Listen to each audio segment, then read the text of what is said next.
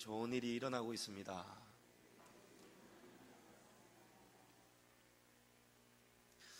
오늘 하나님은 사무엘에게 내가 사울을 왕으로 세운 것을 후회하고 있다 말씀하십니다. 여러분, 하나님께서 정말 후회하시는 분이실까? 여러분은 어떻게 생각하십니까?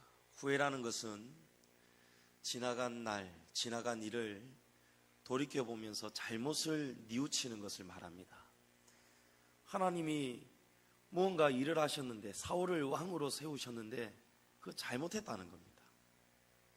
어떻게 보면 하나님이 신이신데 하나님도 실수가 있으시구나, 그러니까 하나님이 후회라는 말을 하시는구나, 우리가 이렇게 생각할 수도 있습니다.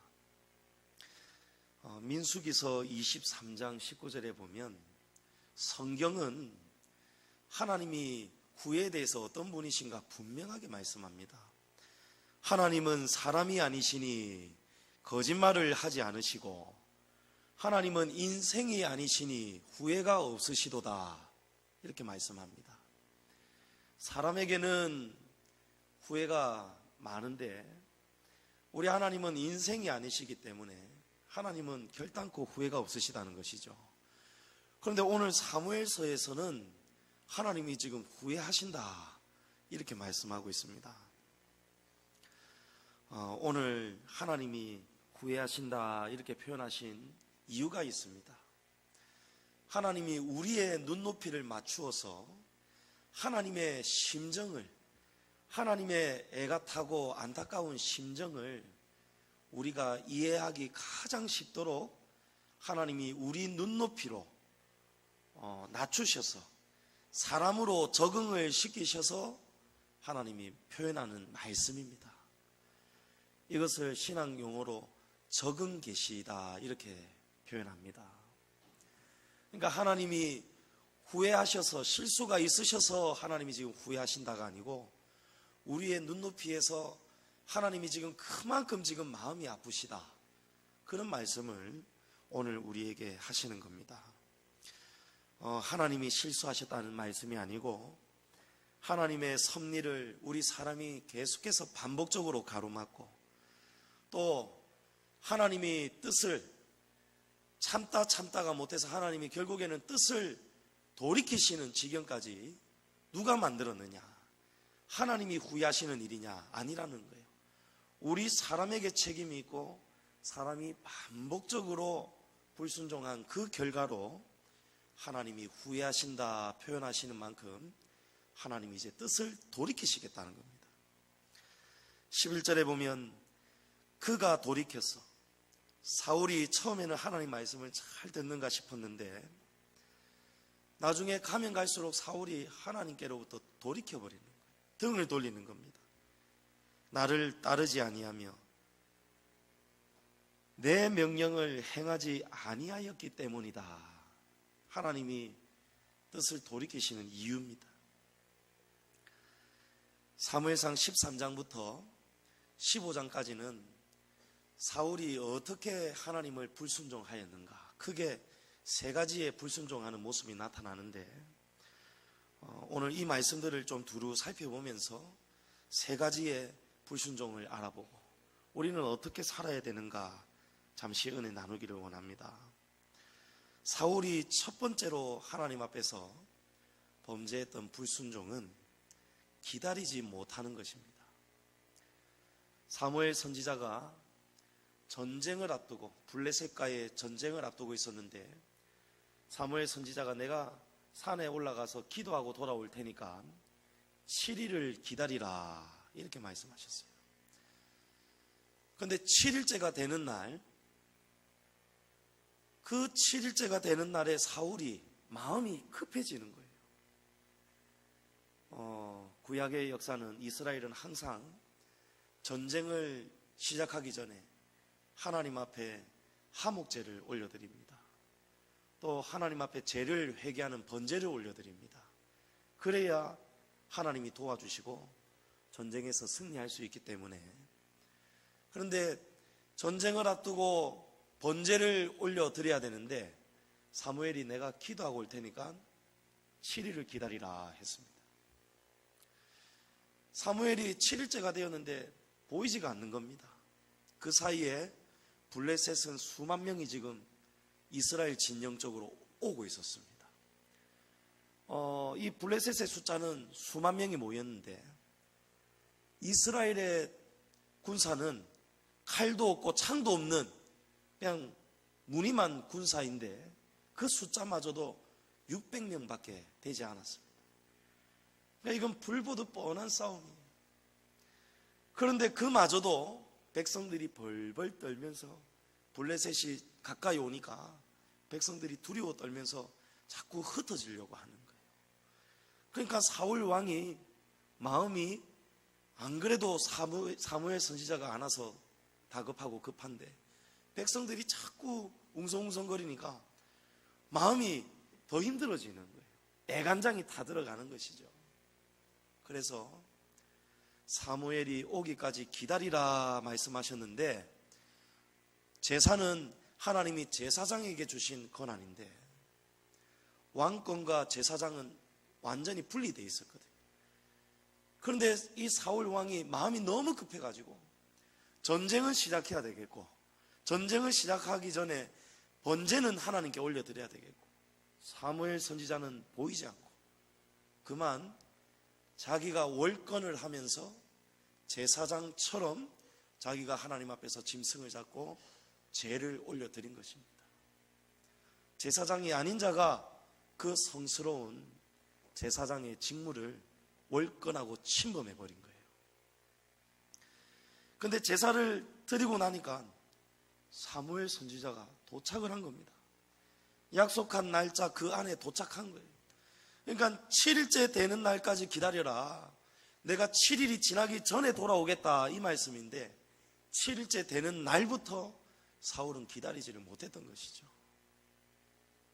급하다고 우리는 하나님보다 절대 먼저 움직이면 안 됩니다. 하나님은 우리를 기다리는 훈련을 많이 시키십니다. 기다림을 통해서 충성과 순종을 시험하시는 거예요. 제가 신혼초 때 강아지를 한 마리 데려다 키웠는데 이 강아지가 좀 똑똑한 강아지입니다. 원래 강아지는 주인 닮아 가거든요. 제가 그렇다고 똑똑하다는 이야기가 아니고 제가 하나하나 교육을 시켰습니다. 이름이 쪼쪼였는데 앉는 것부터 배변 훈련 또 간식을 다 앞에 놔놓고 기다리는 훈련 이걸 시키는 거예요.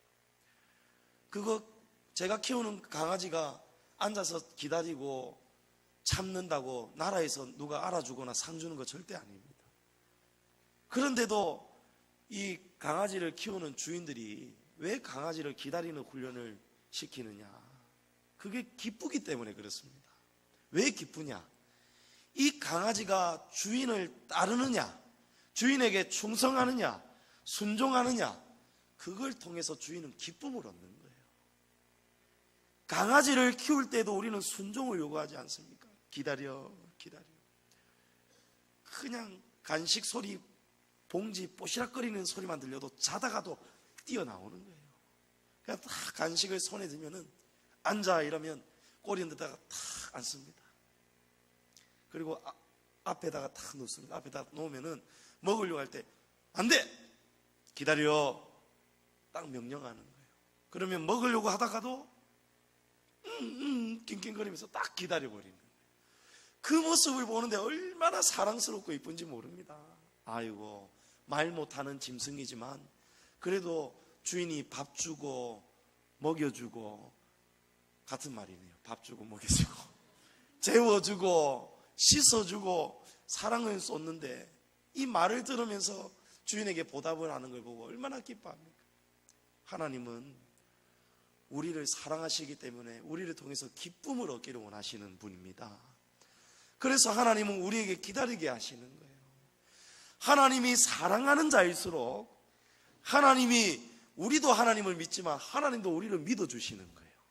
여러분 믿으십니까? 이해가 되시죠? 우리도 하나님을 믿지만 하나님도 우리의 믿음의 그릇대로 하나님은 우리를 믿어주시는 정도가 다른 거예요. 그래서 욥과 같이 큰 믿음, 동방의 의인이라고 했습니다. 하나님 앞에서 순전하다고 했어요. 믿음이 욥과 같은 믿음이 없다는 말씀이에요. 그런 욥과 같이 하나님이 믿을 수 있는 사람에게는 하나님이 무진장 기다리는 훈련을 가져다 주시는, 아픈 것도 무진장 아픈 고난을 가져다 주시는, 사랑하고 믿기 때문에 그렇습니다. 여러분, 아무나 고난 안 줍니다. 아무나 고난 안 줘요. 지나가는 멍멍이, 저하고 아무 상관없는 멍멍이 먹이 주면서 기다려 이런 사람 아무도 없잖아요. 상관이 없어요. 사랑하니까 훈련시키는 겁니다. 사랑하니까 매를 드는 겁니다. 사랑하니까 아파도 수술시키는 거예요. 수술시켜야 살릴 수 있으니까. 자식이 아프다고 운다고 나 수술 안 받을 거야 한다고 그거 알아서 너 아픈 거 싫어하니까 내버려두는 부모 아무도 없을 거예요. 배를 째든 다리를 째든 뼈를 쪼아서 핀을 박든지 간에 사랑하면 부모는 그 아픔을 바라보는 거예요. 하나님이 오늘 저와 여러분을 기다려야 하고 계십니까? 여러분, 그 기다림이 축복인 줄을 믿으시기 바랍니다. 급하다고 우리가 먼저 움직여버린다고 문제가 해결이 되느냐? 그렇지도 않습니다. 13장 5절에 보면 사무엘상 블레셋의 숫자는 병거가 3만이요 마병이 6천이고 백성 군사들이 해변에 모래같이 많았다는 거예요. 수만 명, 어쩌면 10만 명이 넘는 이 숫자가 몰렸을 겁니다. 그에 비하면 13장 15절에 사울의 군사는 살려보니까 600명이에요. 또 22절에 보니까 싸우는 날에 백성의 손에는 칼이나 창이 없었고 오직 사울과 요나단 이 둘에게만 있었다는 거예요. 칼이 딱 두 자루 있었다는 거예요. 수만 명하고 전쟁을 해야 되는데 그 이유가 나와 있습니다. 블레셋이 철공 기술을 이스라엘에게 전혀 전수를 안 해주는 거예요. 꼭 옛날에 한 나라하고 우리 나라하고의 관계가 안 좋을 때 한 나라의 철기군이 우리나라를 꼼짝도 못하게 막았잖아요. 우리는 질 수밖에 없었어요. 왜냐하면 우리가 만드는 철의 기술은 부딪혔다 하면 그냥 깨져버리는 거예요. 강철검이 없는 거예요. 이 기술을 블레셋이 이스라엘은 알지 못하도록 꽁꽁 숨겨놓은 거예요. 그래서 이스라엘은 스스로 무기를 재련할 수도 없었고 만들 수도 없었어요. 그러니까 이 상황은 도무지 이길 수 없는 싸움입니다. 상식적으로 불가능하다는 거예요. 목숨을 걸고 나가도 이길 수가 없는 싸움입니다. 애초부터 이 싸움은 그런 싸움이었습니다. 그런데 하나님께서 사울의 불순종을 보고서도 하나님은 이 나라를 불쌍히 여기면서 도와주시는 거예요. 하나님이 어떻게 도와주시느냐? 14장 15절, 사무엘상 14장 15절에 보면 밤이 지나는 사이에 들에 있는 블레셋 진영에 모든 백성들이 갑자기 공포에 떨기 시작합니다. 그리고 부대와 노략군들 다 떨고 있습니다. 왜 그러냐니까 땅도 진동하였고 이는 큰 떨림이 있었더라. 엄청나게 큰 지진이 있었다는 거예요. 허다한 블레셋 사람들이 막 무너지면서 이리저리 흩어졌다는 거예요. 아비규환이 됐다는 거예요. 아수라장이 됐다는 것입니다. 하나님이 불순종하는 자를 한 번에는 절대 내치지 않습니다. 지난 추석 때 거제의 한 섬에 우리 가족들이 갔는데 거기 해변가에 그물들이 있었는 거예요. 그물들, 그 폐그물들 막 이런 거 쌓아놓는 그런 상자 위에 그물들이 있었어요. 거기는 사람이 다니는 길이 아닌데 뺑 들어오기가 싫으니까 우리 아이들이 그 위를 그냥 넘어 다니는 거예요. 그래서 제가 익재야 그리 다니면 그물에 걸려서 넘어진다, 큰일 난다, 글로 다니지 마라 이러는데 예 알겠어요 하고는 그 위로 지나가는 거예요. 지나가다가 한쪽 다리가 그물 코에 걸려가지고 꽈당 자빠지고 말았어요. 제법 높이가 한 30cm 됩니다. 밑은 아스팔트고요. 무릎도 조금 까지고 다쳐버렸습니다. 제가 넘어질 줄 알았거든요. 넘어질 줄 알았는데도 제가 고함 안 지르고 막 자빠지라 하고 싶더라고요. 왜냐하면 크게 다친 그건 아니니까. 그걸 통해서 봐라. 네가 방금 듣고도 순종하냐 안 하니까 어떤 일이 생기노. 근데 그걸 우리 막내가 봤거든요. 봤는데 막내가 잠시 있다가 또 글로 지나가려고 하는 거예요. 자빠진다니까 하는데 또 자빠져 버렸어요. 넘어져서 다리가 센 다리 그물에 끼어가지고 낑낑거리고 있는 거예요. 마음 같아서는 저렇게 말 안 듣는 자식 혼쭐을 내고 싶은데 울고 있고 후회하고 있고 그러니까 쫓아 뛰어가서 빼주는 거예요. 하나님이 그런 마음. 우리가 불순종하는데도 하나님은 우리를 버리시질 않는다는 거예요. 하나님이 간밤에 지진을 일으켜서 백성을 구원해 주시잖아요. 그것이 은혜입니다. 값없이 주시는 하나님의 큰 은혜란 말입니다. 이렇게 큰 떨림이 있을 때 14장 20절 보십시오. 블레셋 사람들이 각각 칼로 자기의 동무들을 침으로 크게 혼란하였더라. 서로 누가 적인지 누가 우리 편인지도 몰라요. 하나님이 그만큼 땅을 크게 울려버리고 큰 진동을 주시니까 겁이 나니까 완전히 정신줄을 놓아버리는 거예요. 제가 예전에 신혼 때 우리 수연이 갓난아기 때 집이 너무 더워가지고 그 아파트는 복도식이었거든요. 그러니까 아파트 입구 현관문을 열면은 옆집하고 다 연결이 돼 있어요. 근데 아파트 현관문을 안 여니까 맞바람이 막혀버리는 거예요. 너무 더워가지고 여름날에. 그래서 문을 탁 열어놓고 방충망을 닫아놨는데 자다가 보니까 잠이 안 오는 거예요. 불안해서 도둑 들어올까봐 싶어가지고. 또 깐단쟁이 애기도 있죠. 우리 집 사람도 있죠. 왠지 모르게 싸움은 못해도 어쨌든 가장이니까 지켜야 될 거 아니에요. 그래서 제가 야구방망이를, 우리 집 사람은 모를 거예요, 제가 야구방망이를 제가 손 닿을 곳에 딱 세워놓고 잠을 잤거든요. 불안해가지고 잠이 안 오는 거예요. 꼭 뭔가 들어올 것 같고, 그렇다고 문을 닫으려니까 잠이 안 올 것 같고, 이러다가 뒤척이다가 탁 잠이 들어버렸습니다. 그런데 일이 터져버리는 거예요. 아는 분은, 제가 몇 번에서 아는 분 계실 거예요. 아는 분은 탁 입을 닫아주는 게 도와주는 겁니다. 도둑이 진짜 들어와 버리는 거예요. 머리가 시커멓게 길게 늘어뜨려진 도둑이 들어오는데 제가 얼마나 놀랐는지 방망이를 들고 그냥 후려치려고 하는데 갑자기 여보 왜 그래 이러는 거예요. 우리 집사람이. 알고 봤더니 집사람이 자다가 문 닫으려고, 자기도 불안했는가 봐요, 문 닫으려고 문을 쾅 닫고 들어오는데 저는 도둑이 들어온 줄 알고 큰일 났다 싶어가지고 막 말도 안 나와요. 막 벌벌벌 떨어가지고 다리에 힘도 풀리고 누구야 하는데 때리려고 하는데 보니까 우리 집 사람이 여보 왜 그래 이러는 거예요. 공포, 극도의 공포가 몰려오면요 집사람인지 마누라인지 구분을 못합니다. 적인지 아군인지 구분을 못한다는 거예요. 하나님이 블레셋 진영의 땅을 흔들어 버리니까 사람들이 깜짝 놀래가지고 다 죽여버리는 거예요. 걸음아 나 살려라고 도망쳐버리는 거예요. 그래서 여러분, 하나님이 도와주시지 않으면 우리 인생에게는 답이 없습니다. 노답입니다. 노답. 그래서 기다리셔야 되는 거예요. 우리가 아무리 노력한다고 이 600명이, 칼도 창도 없는 이 600명이 무슨 수로 수만 명을 이기겠습니까?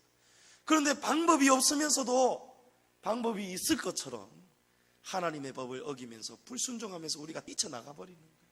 월권하는 겁니다.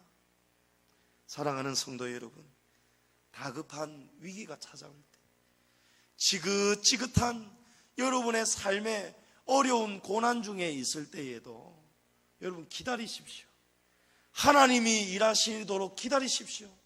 때가 되면 하나님이 반드시 역사하십니다. 지금 우리에게 이 때를 주시는 분도 하나님이시고 이 때를 주시는 이유도 하나님에게 있음을 믿으시기 바랍니다. 사울이 기다리지 못하면서 첫 번째 불순종을 해버렸습니다. 두 번째 불순종은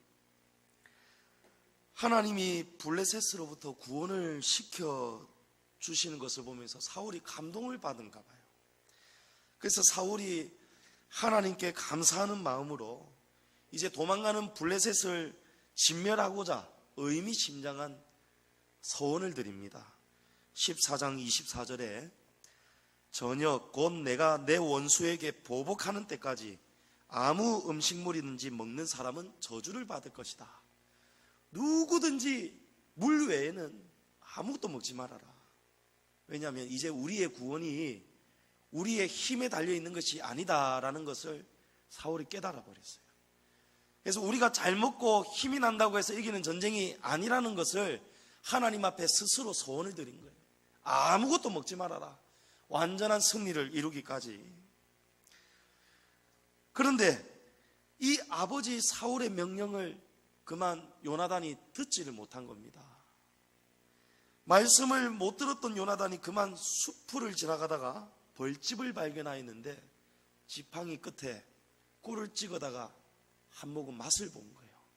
그러더니 요나단의 눈이 밝아졌더라 이렇게 말씀합니다.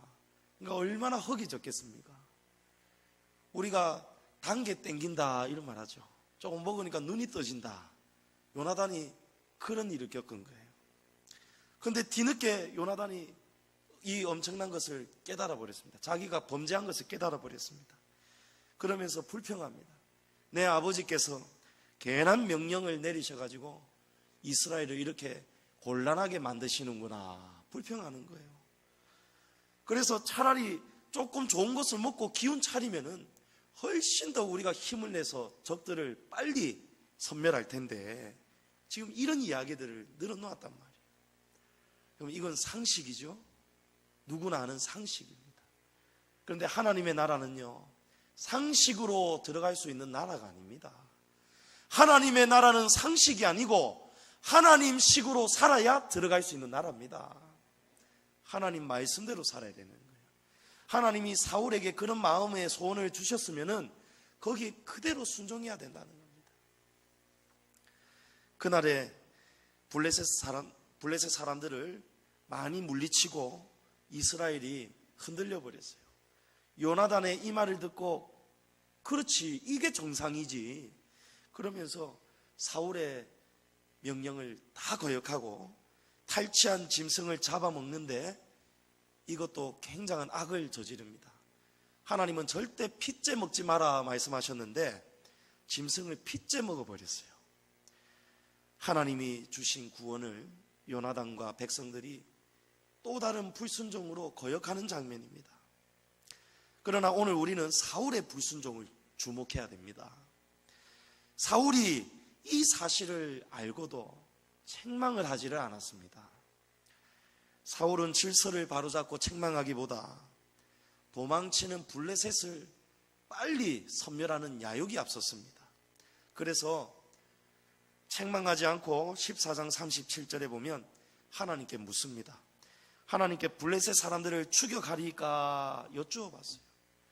그런데 하나님은 아무 대답이 없으셨어요. 신탁이 없었단 말입니다. 원래 하나님은 왕에게 선지자에게 나타나시고 신탁을 주셨는데 하나님이 아예 얼굴을 드러내지를 않으셨습니다.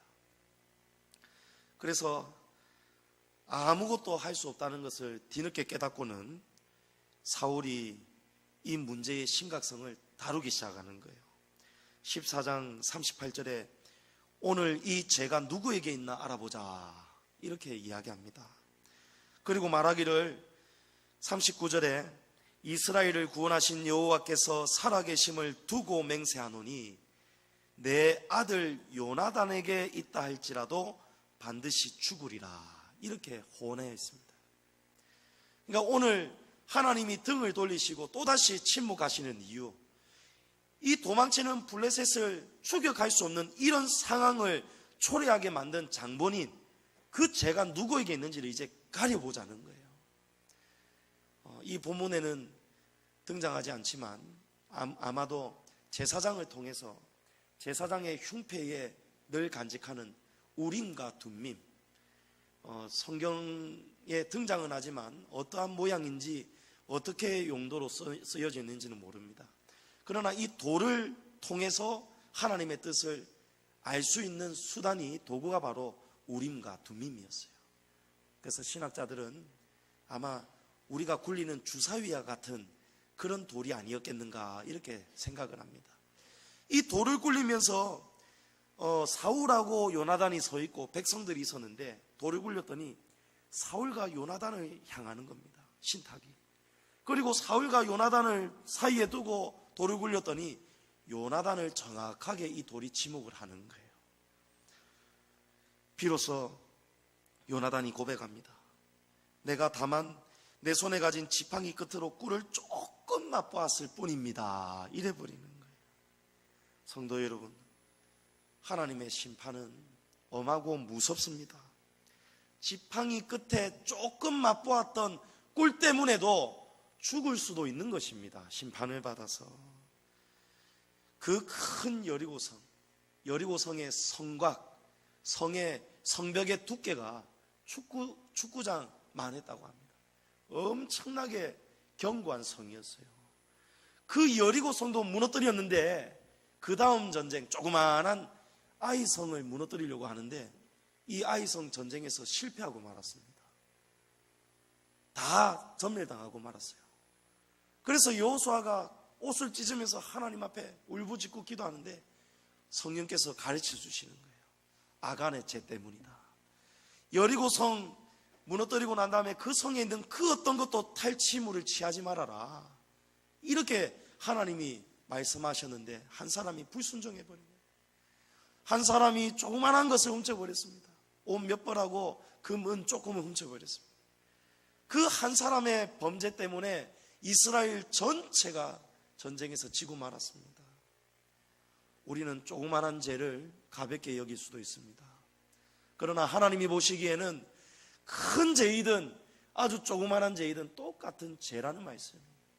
우리가 큰 일에는 순종하고 작은 것에는 불순종하고 그러면 안 된다는 말씀입니다. 하나님은 지극히 작은 것에 충성하는 사람을 귀하다 여기십니다. 여러분, 작은 것에도 순종하십시오. 작은 일에도 범죄하지 마십시오. 하나님의 말씀대로 순종하시기를 축복합니다. 백성들이 이때 요나단을 변호하기 시작했습니다. 왜냐하면 요나단이 세운 전쟁의 공이 컸습니다. 꿀 한 번 찍어 먹은 죄는 그 공에 비하면 작다 여기는 것입니다. 여러분, 기준이 국민에게서 나오죠? 아닙니다. 이렇게 살면 안 된다는 거예요. 사울이 그만 백성들의 말을 들어줍니다. 솔직히 이야기하면 자기도 사랑하는 아들을 죽이기가 싫었겠죠. 14장 46절에 사울이 블레셋을 추격하기를 그치고 올라가매 블레셋 사람들이 자기 곳으로 돌아가니라. 블레셋은 하나님의 적입니다. 이스라엘의 적입니다. 그런데 사울이 블레셋 추격하는 것을 멈춘다는 거예요. 왜 그렇습니까? 신탁이 없는데 쫓아갈 수는 없는 거예요. 이제 요나단을 벌하고 건징하고 나서 하나님 앞에 구하면 하나님이 쫓아라 하실 것인데 요나단을 죽일 수가 없으니 이 전쟁을 스스로 포기해버리는 겁니다. 하나님 나라의 큰 일을 이 사울이 자신의 불순종으로, 사울이 스스로 서원하였는데도 불구하고 요나단이라도 죽을 것이다 하였는데 막상 일이 터져버리고 나니까 들어갈 때하고 나올 때하고 말이 달라져요. 우리 그리스도인은 입이 정직해야 됩니다. 입이 참으로 정직해야 되는 거예요. 자기 좋은 대로 자꾸 말을 바꾸는 사람들이 있어요. 지금 자기는 이 일이 싫기 때문에 다른 핑계를 대고 이 일에서 쏙 빠지려고 합니다. 그런데 가만 두고 보니까 이 일이 좋아 보이는 거예요. 그래서 마음이 싹 바뀌면서 말을 바꾸면서 아이고 내가 언제 안 한다 하더노. 말이 자꾸 이랬다가 저랬다 바뀌면 안 된다는 거예요. 항상 하나님 아버지 앞에서 하나님이 우리의 말하는 소리를, 생각하는 소리를 다 듣고 계십니다. 여러분, 정직하셔야 돼요. 하나님 앞에서, 사람 앞에서 한 입으로 두말하지 않기를 축복합니다.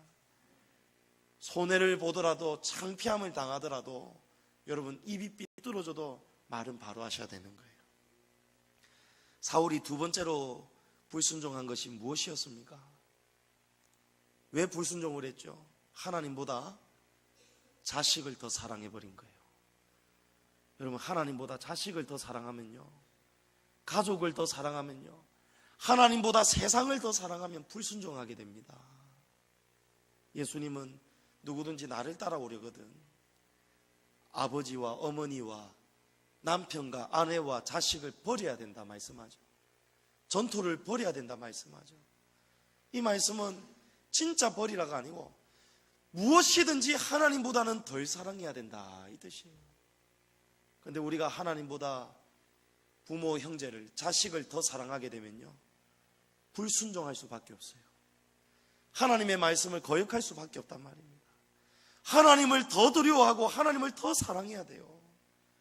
그런데 부모나 형제나 자식을 더 사랑해버리면 사울처럼 요나단을 더 사랑하기 때문에 전쟁도 포기해버리고 자식을 살려버리면 하나님의 나라가 그 일이 방해가 돼버려요.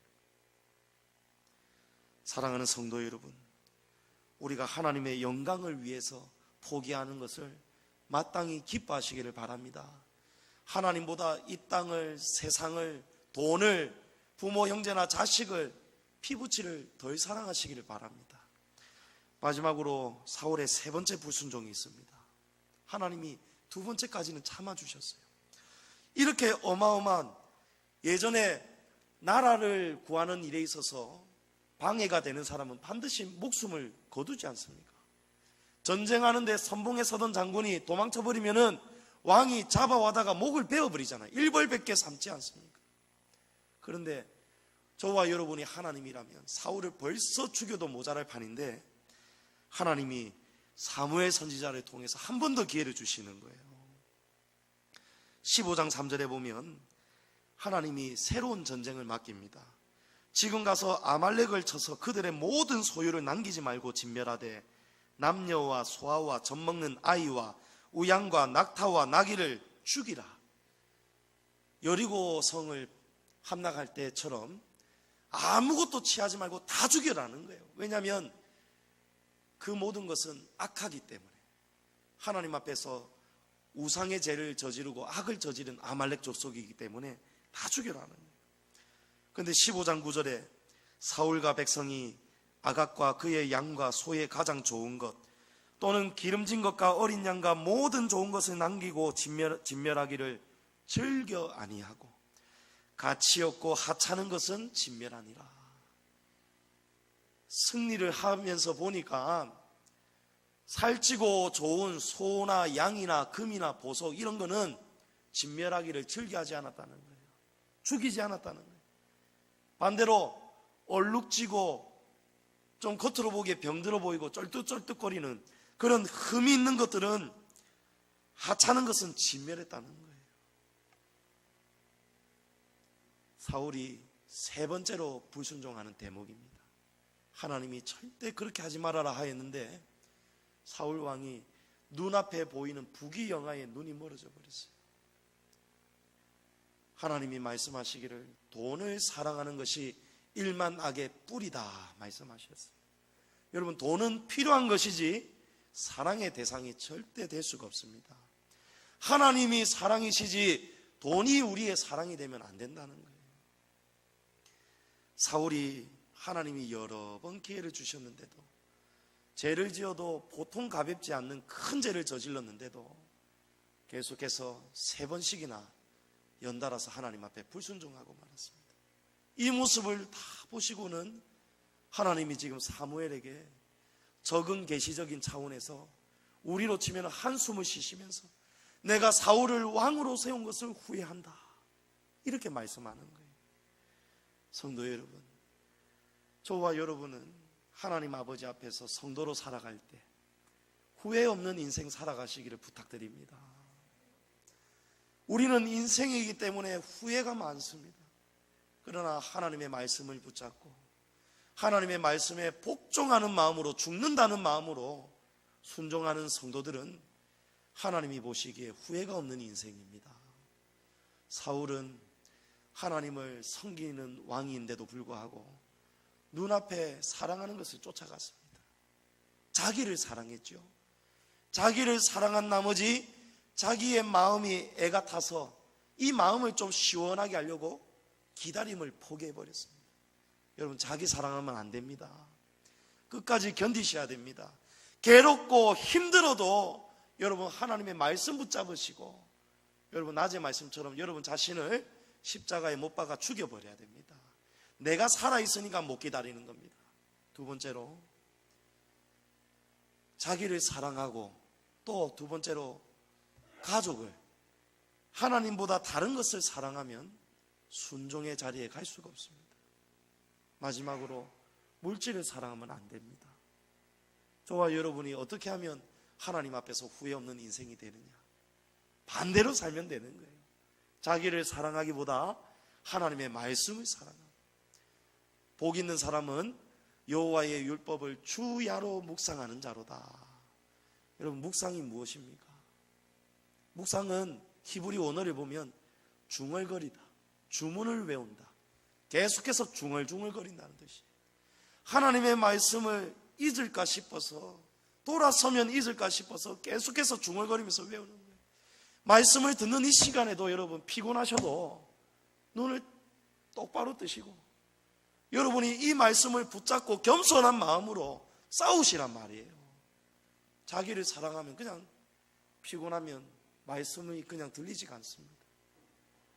여러분, 자기 사랑하지 마시고 하나님 말씀 사랑하시기를 바랍니다.